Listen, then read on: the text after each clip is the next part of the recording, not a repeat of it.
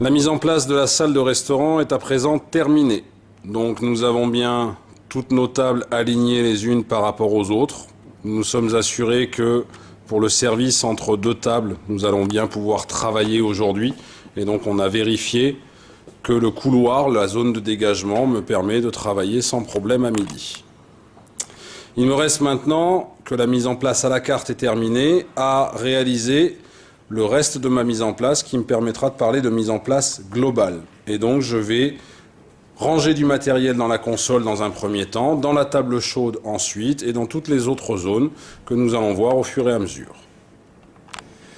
Voyons à présent la mise en place de la console. Donc la console est ce meuble qui me permet de stocker un certain nombre de matériel nécessaire à la durée d'un ou de plusieurs services.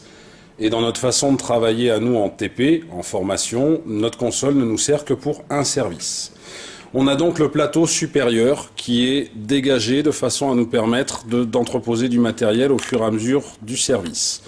Mon assiette de transport avec une serviette, un pliage spécifique ou non, rien d'obligatoire à cela. La seule obligation, c'est d'avoir une serviette de façon à éviter le bruit des couverts que je vais déposer pour transporter ces couverts jusqu'à mes clients. Dans les tiroirs, deux solutions.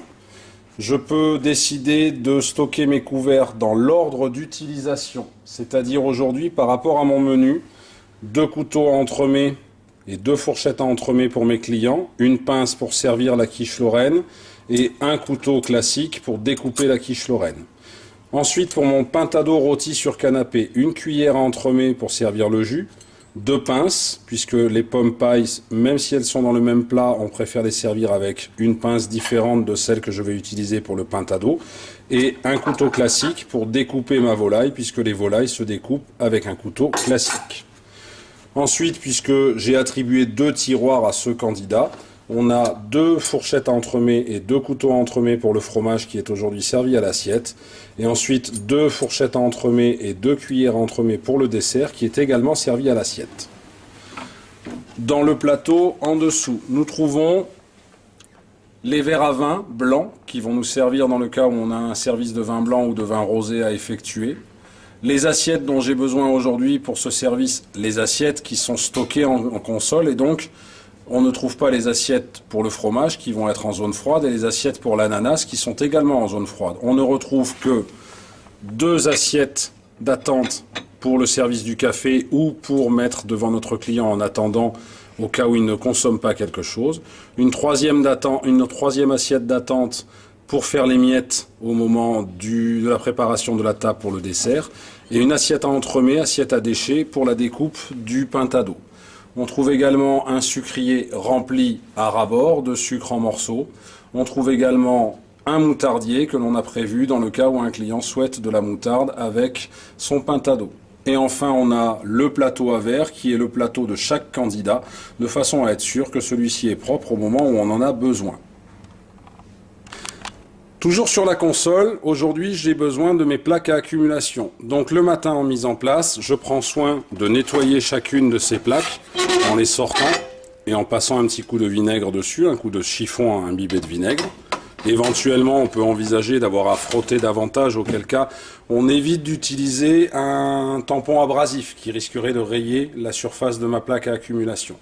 Une fois que toutes les plaques à accumulation sont nettoyées, je peux allumer ma plaque, la mettre sous tension et je n'oublie pas bien entendu de tourner mon thermostat de façon à ce que les plaques chauffent parce que si je laisse mon thermostat à 0 bien entendu la plaque chauffante ne sera pas chaude au moment de l'utilisation. Une fois la mise en place du restaurant terminée dans son intégralité, l'office est entièrement rangé. Il n'y a rien qui traîne ni sur les plans de travail, ni par terre, ni autre part. On retrouve dans la table chaude le matériel nécessaire à l'envoi des plats aujourd'hui, à savoir pour la quiche lorraine, un plat rond avec papier dentelle et doublure cartonnée. C'est l'usage de mettre cette doublure cartonnée pour éviter que la quiche ne colle sur le papier dentelle. On est attentif lorsqu'on met un papier dentelle à ce qu'il n'y en ait qu'un dans le plat. Parce que parfois on en trouve plusieurs et donc ça coûte davantage d'argent d'en mettre plusieurs qu'un seul. Un seul papier dentelle, bien entendu, on le met dans le bon sens. On a ici un aspect un petit peu moins brillant que lorsqu'il est dans le sens que l'on souhaite avoir. La doublure cartonnée est adaptée à la taille de mon plat, bien entendu, de façon à pouvoir accueillir la quiche lorraine du jour.